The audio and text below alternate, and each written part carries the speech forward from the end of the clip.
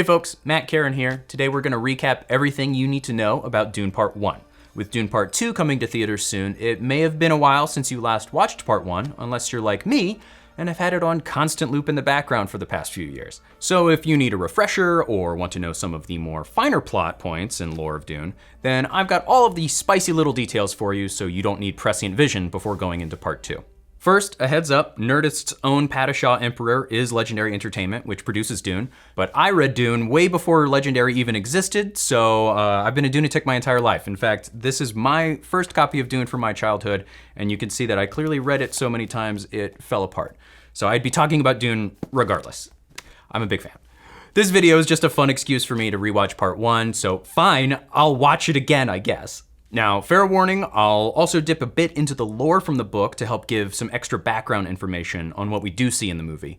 I'll have Thufir pop up here as a warning if I start getting too much into spoiler territory from the novel, and where you can skip ahead if you just want to hear me explain what you need to know from only the movie.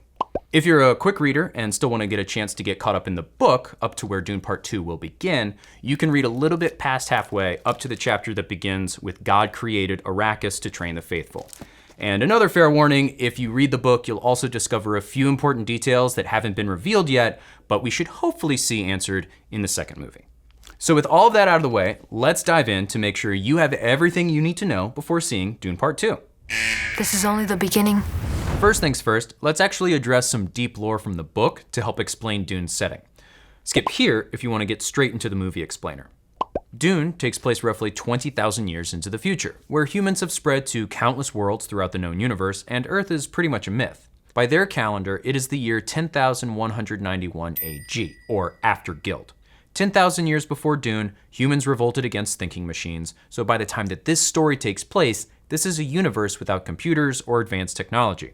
Great schools and guilds were created to enhance humans and fill the void left by machines. For instance, Mentats are humans who can process massive calculations and projections. The Spacing Guild holds a monopoly on space travel. And the Bene Gesserit Sisterhood trains women in the ways of politics, mental acuity, the martial arts, among many other things. Civilization itself has reverted back to a feudalistic society, with many noble houses ruled over by an emperor. But the Imperium wouldn't function without the most important resource in the known universe, the spice melange. Spice extends life, it grants limited prescience, and it's used by the navigators of the Spacing Guild to chart safe pathways for their ships. Dune Part 1 begins on the planet Arrakis, also known as Dune. We first hear the voice of Chani, played by Zendaya. Chani is one of the Fremen, the indigenous people of Arrakis who live in the vast desert wastelands of the planet. We also see spice drifting across the desert plains. The spice melange is the most valuable substance in the universe and only comes from one place, Arrakis itself. The Harkonnens, a ruthless and brutal family— They're brutal! Yes, thank you, Gurney. A ruthless and brutal family have been the ruling governors of Arrakis, a position granted to them by the Emperor. The Harkonnens have plundered the planet and harvested spice for the Imperium for the last 80 years, all while battling the Fremen. And, as we'll find out a little later, the Harkonnens' governorship actually ends and they depart from Arrakis, leaving Chani to wonder if their replacements will be just as bad, if not worse. Why did the Emperor choose this path? And who will our next oppressors be? Paul, wake up. We next meet Paul Atreides, played by Timothée Chalamet. Paul is the heir of the Atreides family, the son of Duke Leto Atreides, played by Oscar Isaac, and the Duke's concubine, the Lady Jessica, played by Rebecca Ferguson. Paul wakes from a dream of visions of Arrakis, and hey, Chani is there too, remember her? Paul. On his home planet of Caladan, Paul eats breakfast with his mother as she tests him. Jessica is a sister of the Bene Gesserit and instructs him to use the voice. The voice is a special ability that can compel someone to do whatever a Bene Gesserit sister commands them to. Think of it like a Jedi mind trick, because in actuality, the Jedi were inspired by the Bene Gesserit. Credits will do fine. No, they won't. Credits will do fine. Almost. As Paul tries to use the voice, we see a few quick shots of a portrait of Paul's grandfather, the Old Duke, and a statue of a bullfighter. The Old Duke was gored during a bullfight, and we see this statue and the bull's head as a motif throughout the book and the movie. It represents the audacity of the Atreides family, that their hubris can get the best of them whenever they challenge danger. And grandfather fought bulls for sport. Yes. Look where that got him. House Atreides awaits the arrival of the Emperor's Herald of the Change. The Emperor has charged House Atreides with the new governorship of Arrakis. Their archenemies, House Harkonnen, will no longer be in charge of harvesting spice. How can the Emperor Take everything we've built and give it to that Duke! How? One would think this would be a great honor to be responsible for the most precious resource in the universe. However, everybody involved, the Emperor, House Harkonnen, and even House Atreides, they all know it's a trap. When is a gift not a gift? Duke Leto explains to Paul that the Emperor feels threatened by the popularity of House Atreides. The great houses look to us for leadership, and this threatens the Emperor. And, as we all know, it's not always a good thing to look better than your boss. Leto tells Paul that by taking Arrakis away from the Harkonnens, the Emperor is actually stoking a war between the two houses, thereby weakening both of them. But Leto believes he can rely on an alliance with the Fremen to help defend against any type of Harkonnen attack. Here on Caladan, we've ruled by air power and sea power. On Arrakis, we need to cultivate desert power. We then catch up with Paul during his weapons training and shield practice with Gurney Halleck. Oh, man. Gurney is the War Master for House Atreides. He's a troubadour warrior who is equally skilled with a blade as he is with a ballast set, which we will hopefully see in part 2. Normally, Paul's friend Duncan Idaho, a Ginaz swordmaster, would be training Paul, but Duncan has been sent on an advanced mission to Arrakis to hopefully forge an alliance with the Fremen. Desert power. During shield practice, Gurney reminds Paul that the slow blade penetrates the shield. In the Duneverse, some of the same technology that allows for hyperspace travel also generates the power for body shields, known as the Holtzman effect. Any object that encounters a shield at too high of a speed is deflected. It takes a skilled hand with a blade to strike with the right speed to slide through the shield and hit the opponent within. These shields also have a very volatile reaction to laser weapons. If a lasgun fires at a shield, it creates a feedback loop, which leads to a nuclear explosion, hence the return to sword combat and melee attacks in the world of Dune. House Harkonnen, the arch-enemies of House Atreides, hail from Gedi Prime, a dark, polluted, industrial world where the Baron Vladimir Harkonnen rules with an oppressive hand. They're brutal! Baron Harkonnen, played by Stellan Skarsgård, explains to his nephew, the Beast Raban, played by Dave Bautista, how the Harkonnens will actually finally destroy the Atreides. Now that the Emperor has stoked a war between the two enemy houses, he'll supply House Harkonnen with reinforcements from his Sardaukar army. The Sardaukar are the Emperor's elite shock troops, and not only are they the most feared soldiers in the Imperium, but they're really good at throat singing. Here we see the Baron, who is so overweight he must rely on the aid of suspensors to help lift his bulk. The Harkonnens represent ultimate indulgence and gluttony as they have become extremely wealthy from their governorship of Arrakis. Before House Atreides leaves for Arrakis, the Bene Gesserit sisterhood visits them on Caladan. For thousands of years, the Bene Gesserit have been selectively breeding certain bloodlines to produce a human who can see through all of space and time.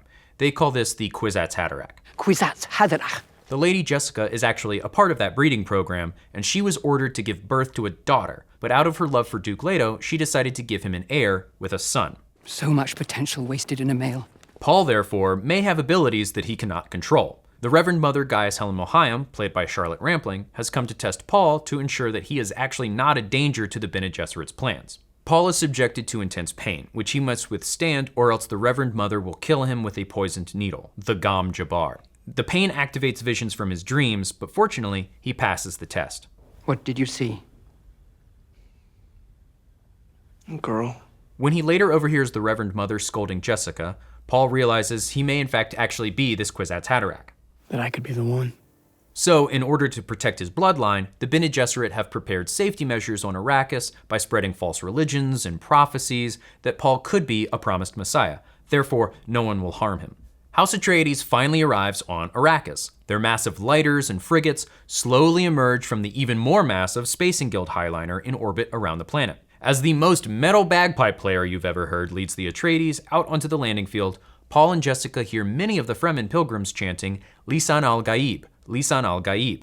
The Bene Gesserit Sisterhood has prepared safety measures for any sister who may come to a dangerous planet such as Arrakis. The Missionaria Protectiva is the Bene Gesserit's method of spreading the myths and superstitions of false religions with which a Bene Gesserit sister could use to manipulate an entire population. Planting superstitions.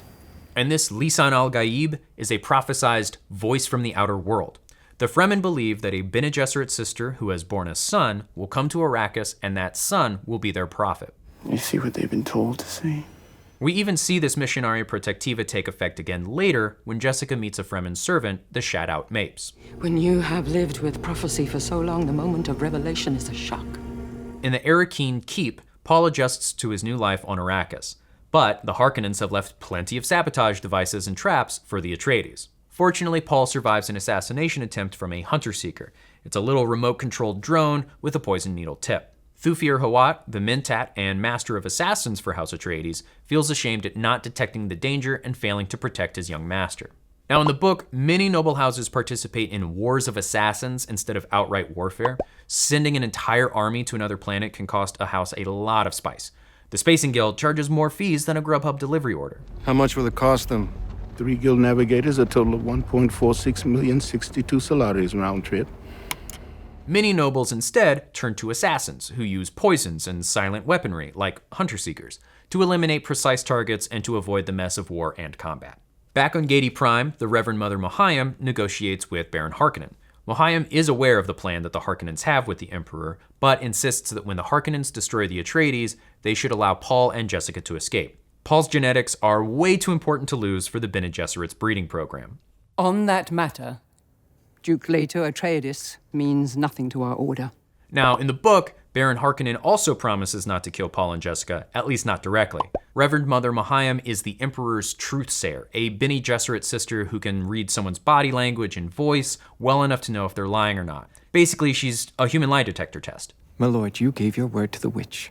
But the Baron has ways of keeping his hands clean while a supposed accident could still happen to Paul and Jessica. Well, like an accident? Accident, stick up. He could choke on a chicken wing.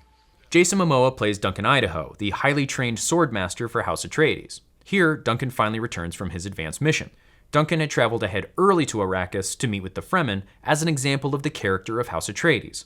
As Duncan discovered, the Fremen are fierce fighters, and they live in numerous cave communities called Sieches. Sieches. Sieches. Sieches. Sieches. Sietch. Sietch. Sietch. Sieches. With Duncan is Stilgar, played by Javier Bardem, a Naib of the Fremen, one of the leaders of these Sieches. Stilgar has lived in a world where the noble family governing Arrakis has always oppressed his people, so he is immediately, and rightly so, apprehensive of House Atreides.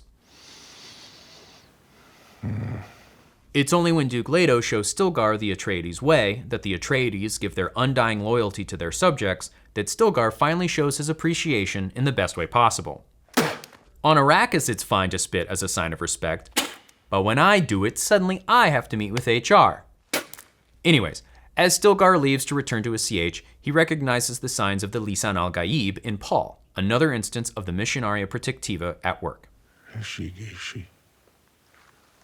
Paul, Duke Leto, and Gurney then inspect their spice harvesting operations, and they meet with the planet ecologist, Dr. Liet Kynes. She acts as the judge of the change, an administrative position appointed by the Emperor to manage the transition of Arrakis from the Harkonnens to the Atreides. But Dr. Kynes may be more than just an agent for the Emperor. Are you Fremen? I am accepted in both siege and village. She too sees signs of the Lisan al-Gaib in Paul, recognizing that Paul is already down with the latest Fremen drip, wearing his stillsuit in the desert fashion. Seemed the right way. Out in the desert, a large spice harvester extracts the spice from the surface of the dunes. But you know what's bigger than a harvester? A gigantic worm. Is that a worm? Big one. As Dr. Kynes explains, the giant sandworms of Arrakis are attracted to rhythmic vibrations and attack anything within their territory. Carryalls are transport ships meant to lift a spice harvester away from an enraged worm. But in this case, the carryall is damaged, or possibly even sabotaged, leaving the harvester stranded on the dangerous sand below. Duke Leto, therefore, willingly risks his life to rescue the spice miners, which doesn't go unnoticed by Dr. Kynes. Besides, we got a full load of spice. We can't just leave it. Damn the spice! I want every man off that crawler now! And it is here that Paul finally walks out on the desert sands of Arrakis. He is quickly enveloped in a cloud of spice, which activates his budding prescient abilities. But before he gets too enticed in the spice, he'll need to get off the sand before he becomes food for Shai Hulud. Gurney rescues Paul just in time for the two of them to see just how massive a sandworm actually is, swallowing this spice harvester entirely whole. Now, Paul's visions from the spice are really freaking him out. He remembers seeing the literal girl of his dreams, Chani, and they begin to kiss. Psych, she stabs him! Paul next also tells his mother about his visions, showing him his as of yet unborn baby sister, Alia. Will we see more of Alia in Dune Part 2? You can't know that. We jump to the planet Seleucus Secundus, the Emperor's prison planet where he keeps his Imperial army of Sardaukar shock troops. Piter de Vries, the Mentat for House Harkonnen, finishes brokering the deal that will provide 3 battalions of the Emperor's Sardaukar to reinforce the Harkonnens. Now in the book, the Sardaukar actually disguise themselves as Harkonnen soldiers. Remember, the Emperor wants to remove House Atreides, but cannot do so outright or risk the chaos of all-out war among all of the noble houses. By backing the Harkonnens, the extermination of the Atreides will just look like normal rival house warfare. With the ongoing pressures of harvesting enough spice, Duke Leto feels the Harkonnens and the Emperor both closing in. He knows time is short, too short to possibly ally with the Fremen and prepare for the inevitable Harkonnen attack. Leto fears for the life of his son and asks Jessica if she'll do whatever it takes to protect Paul. But Leto knows that Jessica's loyalties aren't just to House Atreides. As a mother, Jessica will absolutely protect their son, but Duke Leto realizes he may need to rely on the shadowy methods of the Bene Gesserit themselves to ensure Paul's survival. Why are you having these thoughts? I thought we'd have more time. When the Harkonnens finally launch their attack on the Atreides, they're brutal. They're brutal. It turns out that Dr. Yue, the house physician for the Atreides, is a traitor. Why is Dr. Yue here? After Dr. Yue disables the house shields, the Harkonnens unleash a massive assault force onto the planet. But Dr. Yue isn't just a simple Harkonnen pawn. The Harkonnens have captured and tortured his wife, and Dr. Yue wants his revenge. He plans to deliver Duke Leto to the Baron Harkonnen in exchange for his wife. So Dr. Yue conceals a poison gas tooth in Leto's mouth so that when the doomed Duke takes his final breath, he can also kill the Baron. Yue tells Duke Leto for this one final act, in return, Yue will ensure Paul and Jessica's safety. As the Harkonnen attack rages outside, Sardaukar shock troops join the fray and decimate the Atreides house guard. And we see Gurney Halleck for the last time as he leads a valiant charge against a mass of Harkonnen soldiers. With me! With me! We'll see just exactly what happens to him in Part 2. You young pup. Now in the book, one of the major plot points that couldn't fit into the runtime of Dune Part 1 is the treason of Dr. Wellington Yue. Dr. Yue is a Suk doctor, a highly trained medical professional who is conditioned to never take a human life. Suk doctor conditioning is so trusted, they are considered safe enough to administer medical aid to members of the noble houses, even to the Emperor himself. And the only prescription is more cowbell. However, Piter de Vries, the Harkonnen Mentat, discovered a way to break Dr. Yue's conditioning with the capture and torture of Yue's wife. Throughout the first part of the book, the Atreides are aware that there is a traitor among them, but readers quickly learn that it is actually Dr. Yue. The Harkonnens throw the Atreides off the scent the whole time though, confusing Duke Leto and Thufir to suspect even the Lady Jessica herself. Paul and Jessica are drugged and taken captive on a Harkonnen ornithopter so they can be sandworm food out in the desert. But Paul uses his Bene Gesserit skills that Jessica taught him to overpower the Harkonnen stooges. Your pitch was too forced. Luckily, Dr. Yue's final act of redemption leaves Paul and Jessica with a Frem kit to survive in the desert, as well as Duke Leto's ducal ring for Paul. As Paul and Jessica take shelter in a Fremen still tent, Duke Leto remains captive back in the Arrakeen keep. He stares at the bullhead mounted in the banquet hall, the same bull that killed his father, and it reminds Leto of the consequences of playing such a dangerous game. The Baron Harkonnen, believing he has destroyed House Atreides entirely, gloats over his paralyzed rival. But with his dying breath, Leto bites down on the tooth and kills nearly everyone in the room with the poison gas. Unfortunately, the Baron still survives, but he is severely weakened by the attack. Paul discovers his father's ring in the Frem kit, knowing that his father is now dead. He doesn't have any time to mourn, however, as he realizes the weight of his new life ahead of him. As he inhales the spice that has gotten into the tent, his prescient sight activates and floods his mind with visions of possible futures. He sees himself leading the Fremen in a terrifying war across the universe, a war of untold levels of death and destruction, all in the name of House Atreides. It's here that Paul realizes his abilities are the product of the Bene Gesserit breeding program, that he is just a mere tool to be used, even in part by his own mother. You did this to me! You Bene Gesserit made me a freak! After the visions pass, Paul finally has a moment to grieve his father's death. Paul and Jessica emerge from their still tent, and Paul spots a tiny desert mouse known as Muad'Dib. This little guy is a great nod to the book because at this point in the story, it's the beginning of the second part, titled Muad'Dib. This mouse teaches important lessons to those who wish to adapt and survive in the desert, and it is at this point in Paul's journey where he begins to change into a desert creature. Duncan Idaho, along with Dr. Kynes, then rescues Paul and Jessica. They retreat to an ancient ecological testing station from the early days of terraformation efforts of Arrakis. Paul realizes here that Dr. Kynes may have more in common with the Fremen than she originally let on. Earlier in the movie, Hello. Paul asks about the palm trees in Arrakeen, to which the gardener replies, Old dream. Now, Paul shows Dr. Kynes he understands her dream of turning Arrakis from a desert wasteland into a lush paradise. Also, by using the prophecy of the Lisan al-Gaib from the Bene Gesserit's Missionaria Protectiva, Paul claims he can be the promised leader the Fremen need. Dr. Kynes finally accepts Paul as an ally and promises to help expose the Emperor's plot against the Atreides. Here, we learn that Dr. Kynes is actually Fremen. I'm Fremen. In the book, House Atreides only knows Dr. Kynes as an ecologist and as the judge of the change. Duke Leto believes Kynes has gone native, noting Kynes' blue eyes and his ability to command the Fremen. The Atreides also learn that the Fremen speak of a mysterious leader known as Liet. It's later that Dr. Kynes reveals he is in fact Liet, and that he keeps tabs on the workings of the Imperium as he poses as the judge of the change. I know you walk in two worlds and are known by many names. Dr. Kynes inherited his position as ecologist, or in the ancient term, planetologist, from his father, Pardo Kynes. Pardo was originally a planetologist who dreamed of terraforming Arrakis into a much more lush and habitable planet. Pardo saw the value of the Fremen as a working force to help slowly change the planet over time. He married a Fremen woman, and she gave birth to Liet, who took over managing the long-term terraforming designs of his father. Now, just as Paul proves to Dr. Kynes that he is a leader worth following, the Sardaukar show up and attack the Fremen hideout. Paul, Jessica, and Kynes escape as Duncan stays behind to fend off the Sardaukar. It takes over 19 Sardaukar to finally kill Duncan, and I gotta say, I really hate to see him go out like that.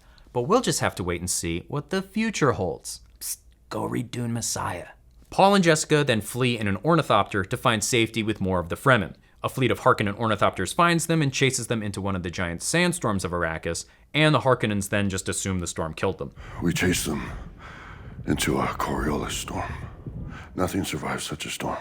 As Paul fights the controls of the ornithopter and navigates the sandstorm, his prescient vision kicks in and shows an unknown friend in his future. And this part of the movie features what is probably the most important lesson from Dune's author, Frank Herbert.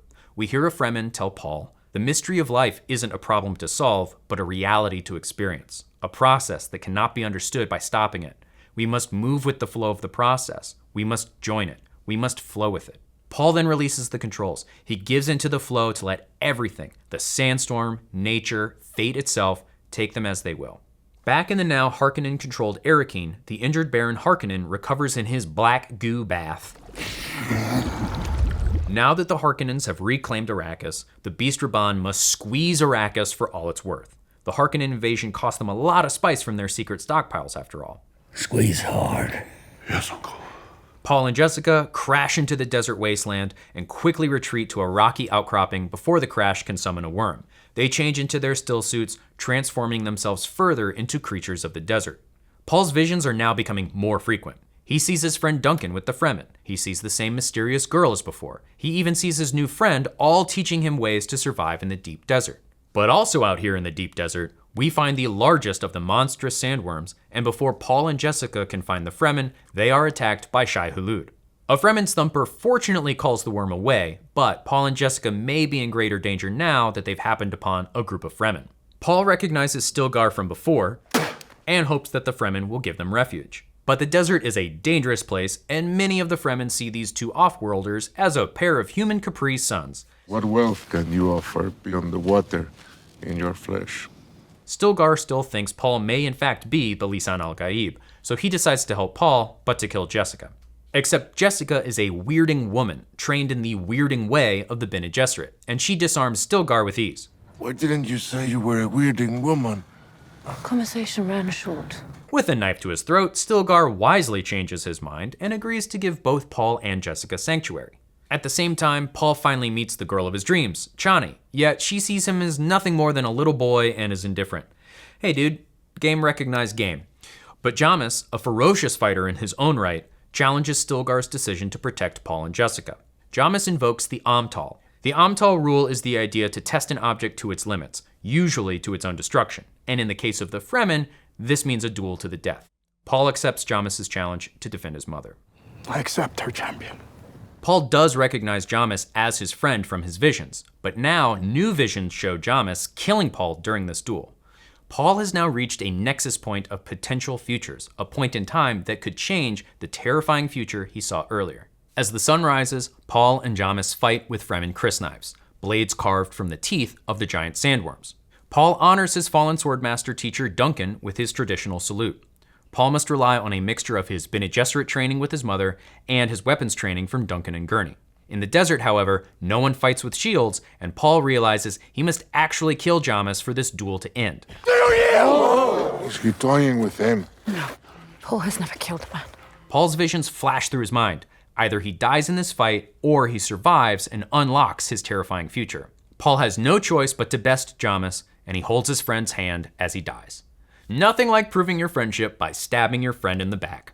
As Paul and Jessica leave with the Fremen into the desert wasteland, Paul sees a sandworm in the distance. But a Fremen rides atop this sandworm, harnessing the power of this giant beast to travel across the desert. This is the desert power Duke Leto explained to his son.